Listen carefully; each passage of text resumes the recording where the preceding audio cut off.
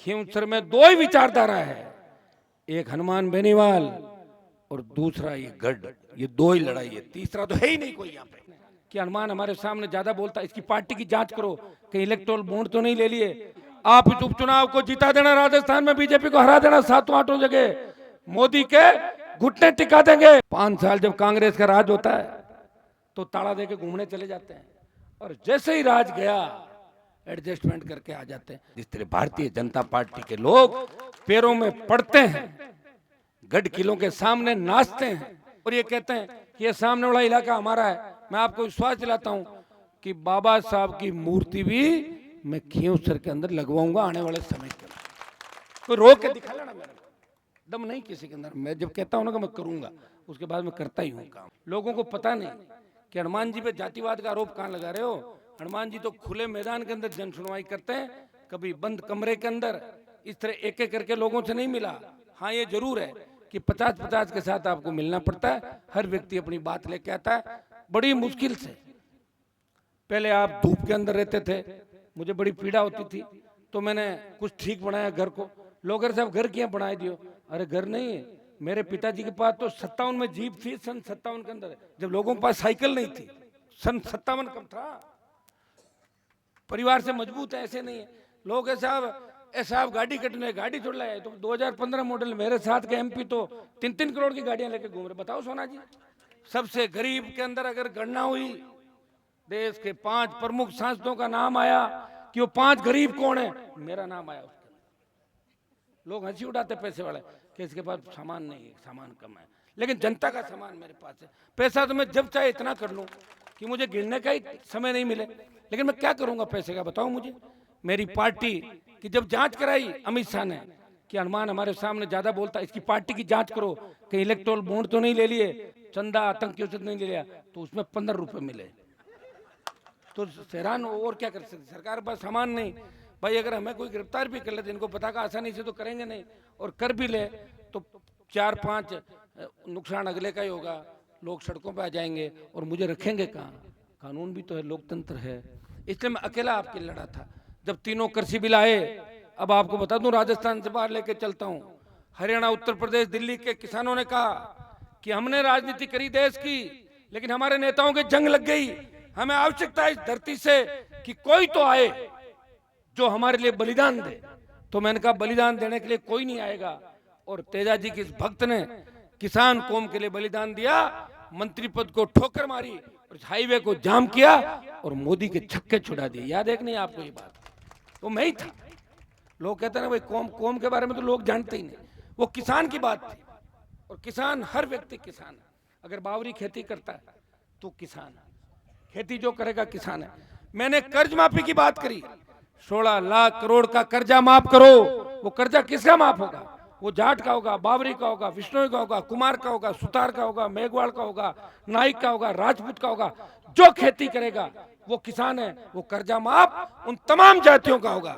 लेकिन लोग सत्ता के अंदर आने के अलावा कुछ नहीं करते।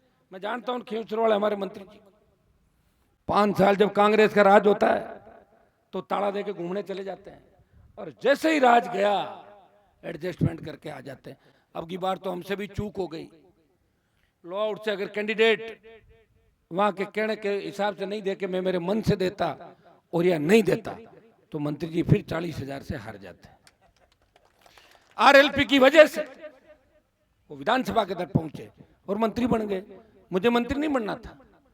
मैंने कई बीजेपी के ऐसे नेताओं को देखा जो 1997-98 के दौर के अंदर पर्ची देके मुझे कहते थे, हनुमान जी मेरा स्वागत करा दो, मेरा भाषण दिलाओ।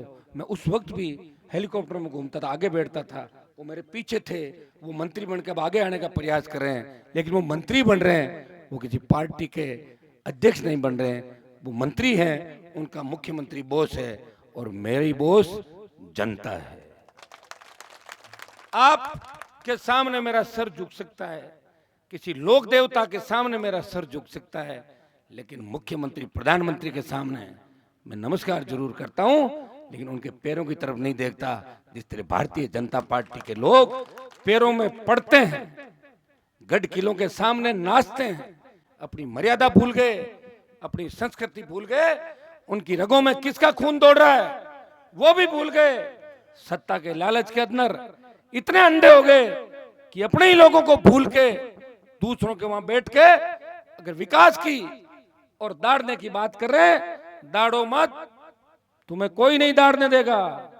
खींवसर में दो ही विचारधारा है, एक हनुमान बेनीवाल और दूसरा ये गढ़, ये दो ही लड़ाई है, तीसरा तो है ही नहीं कोई यहाँ पे।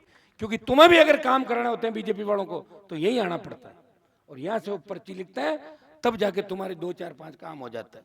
तो तुम तुम्हारे काम ही नहीं करा पा रहे हो, जनता के काम कहाँ से करा दोगे? कर्जा माफ करा दोगे? अगर खींवसर से मान लो जीत गए बीजेपी का एमएलए तो क्या कर्जा माफ करा देगा आपका? काम तो मैंने पहले ही इतने करा दिए, कहाँ कराओगे काम? बताओ मुझे, कोई सड़क बाकी बची है क्या? कहीं ट्यूबवेल, सड़क, पानी, स्कूल, बिजली, कॉलेज, इतना ज्यादा काम करा दिया कि अब तो लोग भाग भाग के मुझे कहते हैं कि मुझे खींवसर विधानसभा क्षेत्र में टीचर लगवाओ, मेरे को डॉक्टर वहां लगवाओ। उनको इतना प्यार हो गया राजस्थान की कर्मचारियों को कि हमें खींवसर जाना है। और ये खींवसर वैसे नाम था किसका भाई? यहाँ के पहले पीछे खींवसर कौन लिखते थे? गजेंद्र सिंह जी लिखते थे। लेकिन आज खींवसर को जानते देश में किसके नाम से?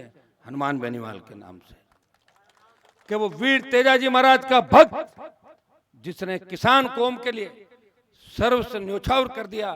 जब देश की सेना को ठेके पे दिया तब देश का एकमात्र शासक जिसने कहा कि मेरे छोटे भाइयों के सम्मान को ठेस नहीं लगने दूंगा, मैं सेना के सम्मान के लिए अपना सब कुछ न्योछावर कर दूंगा, और कूद पड़ा। उसका परिणाम यह हुआ, डरी हुई मोदी सरकार आधे पे आ गई।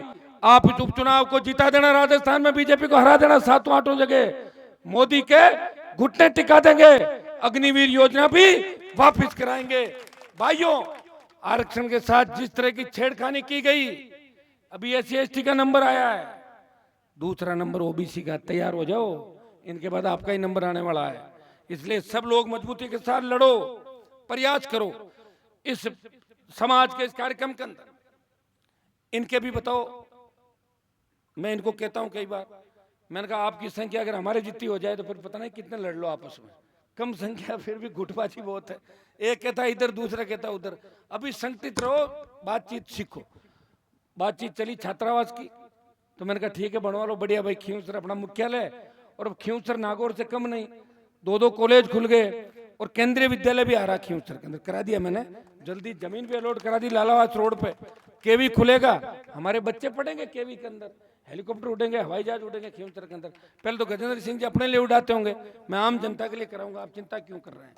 और ये कहते हैं कि ये सामने वाला इलाका हमारा है। मैं आपको विश्वास दिलाता हूं कि बाबा साहब की मूर्ति भी मैं खींवसर के अंदर लगवाऊंगा आने वाले समय के अंदर। कोई रोक के दिखा लेना, मेरे दम नहीं किसी के अंदर, मैं जब कहता हूं ना कि मैं करूंगा, उसके बाद मैं करता ही हूं काम। ये बार बार डिमांड करे थे, तो मैं इसलिए कह रहा हूं कि बच्चों की बहुत इच्छा थी, और बाबा साहब कोई एक जाति के नहीं थे। उन्होंने उस वक्त जब संविधान समिति में बात चली, जब भारत गुलामी की जंजीरों से मुक्त हुआ, तब ये बात चली कि लोकतंत्र में वोट कौन देगा। तब लोगों ने कहा कि पढ़ा लिखा वोट देगा। कोई दूसरा व्यक्ति था, उसने कहा साहब पूंजीपति वोट डालेगा, किसी ने कहा कि वो एक्सपर्ट वोट डालेगा। तब बाबा साहब ने कहा कि 150 साल की गुलामी से मुक्त हुआ भारत वोट इस तरह नहीं दे सकता, फिर तो वो तो गुलाम हो जाएगा। इसलिए वोट का अधिकार भारत में रहने वाले प्रत्येक व्यक्ति को, चाहे वो अनपढ़ हो, उसको भी मिलना चाहिए। इसलिए बाबा साहब के जयकारे देश के अंदर तमाम पार्टियां लगाती है और तमाम जातियां लगाती है। कहने को तो लोग कह देंगे कि हम बाबा साहब की मूर्ति को पसंद नहीं करते, लेकिन जयकारे उनको इसलिए लगाने पड़ते हैं कि बाबा साहब के समर्थकों के वोटों के बिना सरकारें नहीं बनती, न प्रदेश में बनती है और न देश में बनती है। मोदी जी और अमित शाह भी दिन में 5 बार बाबा साहब को याद करते हैं वोट के लिए, और उस वोट के लिए जो ताकत उन्होंने हमारे को दी थी। इसलिए भाइयों, ऐसे व्यक्तियों के लिए जिन्होंने हमें नई दिशा दी, जो क्रांतिकारी हुए देश के अंदर, भगत सिंह, सुखदेव, राजगुरु, सुभाष चंद्र बोस, चाहे महात्मा गांधी जी की बात करें, अन्य लोगों की बात करें, जिन्होंने सब कुछ समर्पण किया, अपने प्राण दे दिए।